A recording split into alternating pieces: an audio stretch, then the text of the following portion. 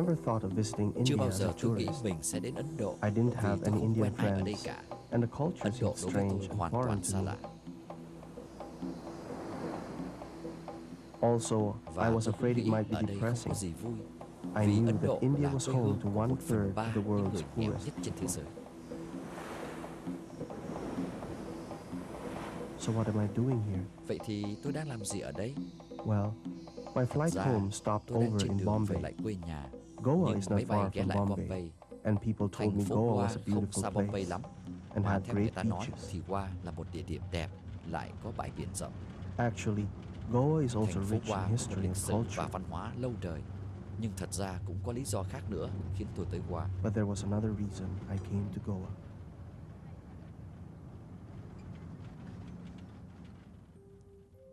I remembered the old brother Tôi nhớ ghost thầy of già, Javier Castle, thần canh giữ lâu đài telling me that Javier cho Xavier's biết body was still là xác preserved Thánh in a Phanxico church Javier here in vẫn được Goa. giữ ở một nhà thờ tại Goa. I had plenty of time to read that Trên book máy he bay, gave me on the tôi đã plane. đọc kỹ cuốn sách thầy già By cho. the time I got to Goa, Nhờ thế I mà was khi đến almost Goa, an tôi đã biết authority khá on nhiều về Francis Thánh Xavier. Phanxico Javier rồi. Since I'd already seen his right arm in Rome, I thought, Vì well, đã thấy được cánh tay I của might Ngài as ở well Roma, visit the rest of nên him tôi here in cũng muốn Goa. viếng xác Ngài hiện còn ở Goa. Goa was Xavier's first Thành phố Goa experience of là Asia. nơi Thánh Phanxico có kinh nghiệm đầu tiên về Á Châu.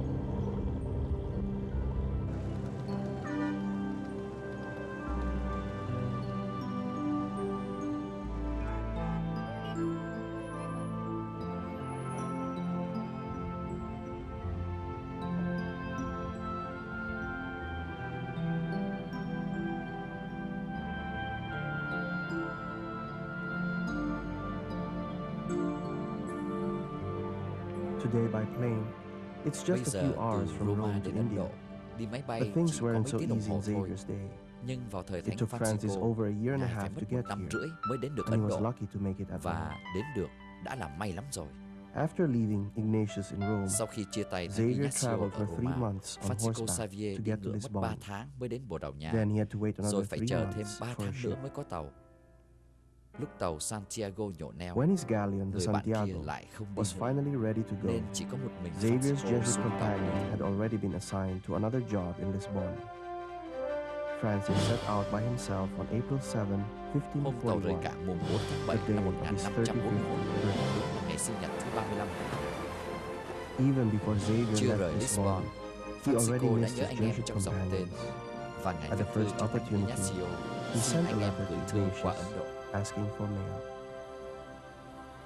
Please, let Xin your anh em letter viết to thư me in thật India dài be gửi a sang very Ấn Độ long one, để sao so tôi that đọc it cả takes tuần me mới a hết. whole week to read it. Vì bao lâu còn For sống, it is chúng ta only chỉ through có thể letters gặp that we nhau qua shall thư ever thôi. again see one another Chỉ khi in nào this trên thiên life. đàng thấy mặt nhau, But in the bây next, giờ chúng ta we mới will tha meet hồ nói once chuyện. again face to face and with many embraces.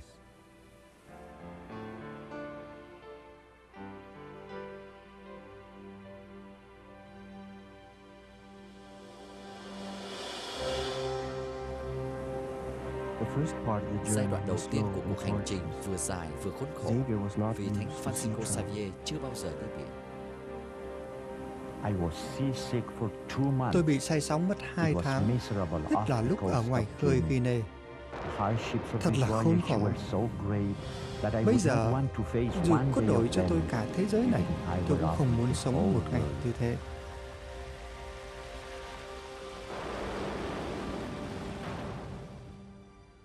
But God in His mercy Nhưng Chúa đã brought thương us to the và đưa island chúng where tôi we đến now hòn are. đảo này. Xavier was marooned in Phanxico Mozambique Javier for phải 6 dừng chân months tại Mozambique before 6 continuing tháng on trước to khi Goa. tiếp tục hành trình đến Goa.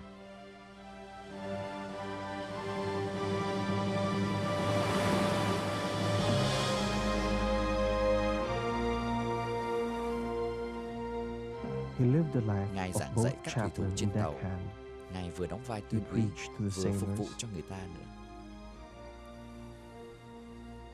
He shared in Ngài the cùng daily họ làm chores, mọi công việc hàng ngày. and he cared for the Và sick. đặc biệt, Ngài chăm sóc cho những người bệnh tật đau yếu.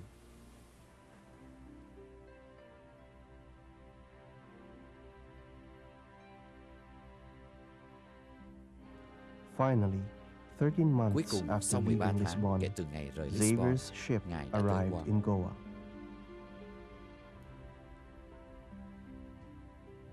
It was here, at the Chính ngay mouth tại of the đây, Mandavi ngay cửa River, sông Mandavi này, that Xavier Phanxico first set Javier foot lần đầu on tiên đặt Asian chân soil. lên Á Châu.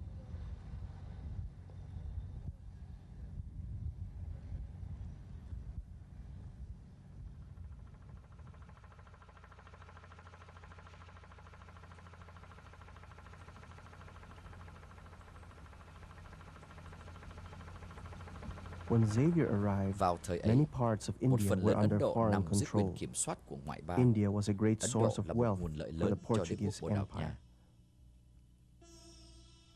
Even before Xavier Ngay trước received khi his nhận sứ mission, mạng, he Thánh liked to Phanxico talk about Javier đã thích India nói chuyện về Ấn and Độ the importance và ao of ước bringing được the đem đức Christian tin Công faith giáo to its cho dân huge tộc này. population.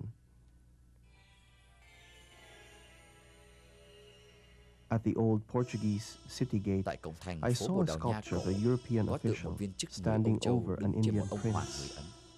It reminded me of Tôi a nhớ dream đến một giấc mơ Xavier của Thánh once had Phanxico about Javier India. là Ngài cũng thấy mình Francis đang mệt dreamed nhọc he was trying một to người Ấn hoist Độ. an Indian onto his shoulders. Obviously, the Rõ ràng European là các nhà cai powers trị had Âu other Châu có dreams ý đồ about riêng what khi they họ wanted đến to Ấn do Độ. with India. Xavier wanted to lift Ngài India thì up. muốn nâng Ấn Độ lên, Others trong wanted khi to nhiều keep người India khác thì down lại muốn dìm Ấn under Độ their xuống để cai control. trị. Cho nên From the ngay từ đầu, beginning, các mục Xavier's tiêu của goals Ngài were at đã va odds with chạm the với những nhà European cai trị rulers. Âu Châu. I was looking for Holy Tôi đi Rosary tìm Church. nhà thờ Đức Mẹ Mai Khôi. My guidebook said Sách hướng dẫn nói that là was tại where đó Xavier Thánh often went Phanxico to thường preach. đến giảng dạy. Although India is mainly Hindu, Mặc dầu hầu hết there dân are Ấn Độ about theo 80 Ấn million giáo, Christians nhưng here. hiện nay cũng có hơn I 18 wondered triệu how Kitô many hữu of tại đây. those had their Không biết origins in bao nhiêu Xavier's người có preaching. tổ tiên theo đạo từ thời Thánh Phanxico Javier. Hi, Chào em, what's your name? em tên gì? Suryakan. Suryakan. You? Sunil. Còn em, Sunil. You? Mohin. em, Mohin. Kisan. Kisan. Kitson. You like to play here, huh? Các em chơi ở đây thích quá hả? This is your toy? Ồ, đồ chơi của em hả? Đẹp quá.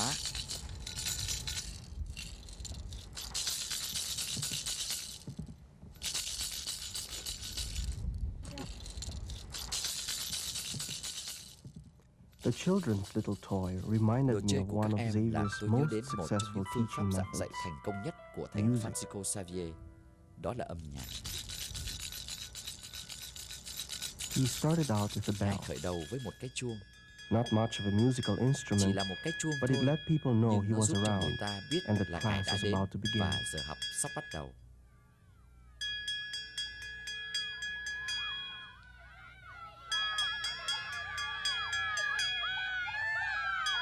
The children were attracted Các to trẻ the em sound of thì the bị tiếng bell chuông thu and hút followed và Xavier kéo in nhau theo Ngài. droves.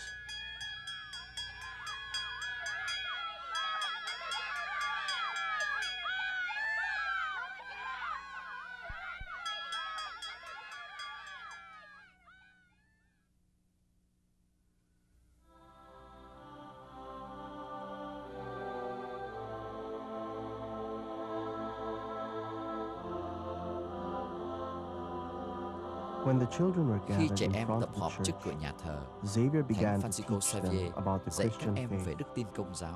He spoke to them Ngài in nói với các pidgin em bằng tiếng Portuguese. Bồ Đào Nha bồi.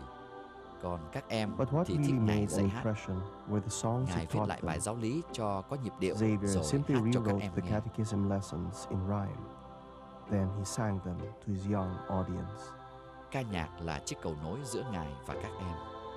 Music became the bridge between Xavier and his new friends.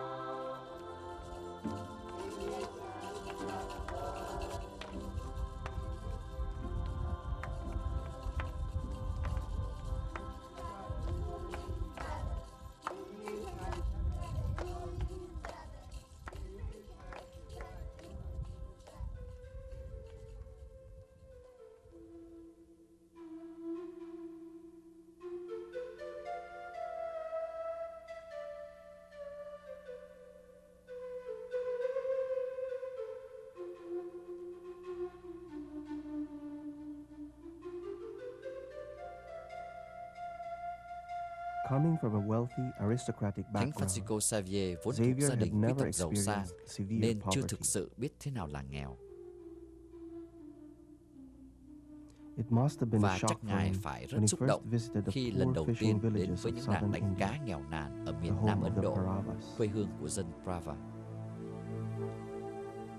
The Paravas were Dân India's most Prava là đám destitute, người dưới đáy xã hội the Ấn Độ. poorest of the poor. Đó là những người nghèo nhất lowest trong caste. số những người nghèo, For là many, đẳng cấp và loại they thấp were nhất. untouchable.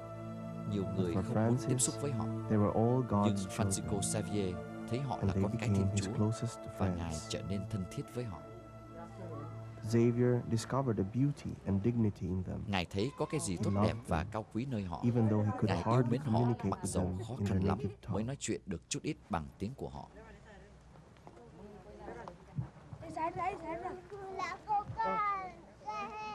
It was actually the children that helped Các trẻ em Xavier giúp Ngài vượt overcome qua his hàng rào language ngôn barrier ngữ. with the Paravas. Không những các em quấn lấy They were Ngài, not only his từ daily từ các em companions, còn trở thành they trợ tác của gradually Ngài became như his một nhóm tông đồ assistants. nhỏ. like a little band of apostles.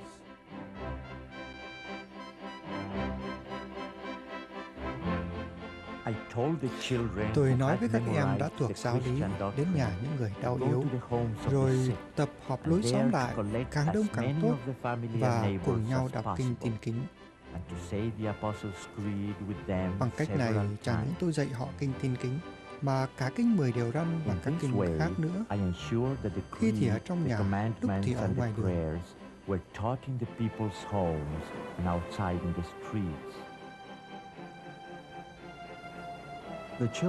Trẻ em hát đi hát lại các bài giáo lý.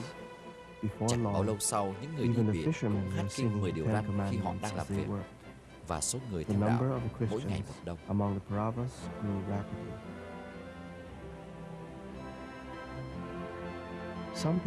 người nói thành công của Thánh Phanxico Javier ở Ấn Độ là một phép lạ. Đúng vậy, đó chính là một phép lạ được thực hiện qua trẻ em, qua ca nhạc và tình thân.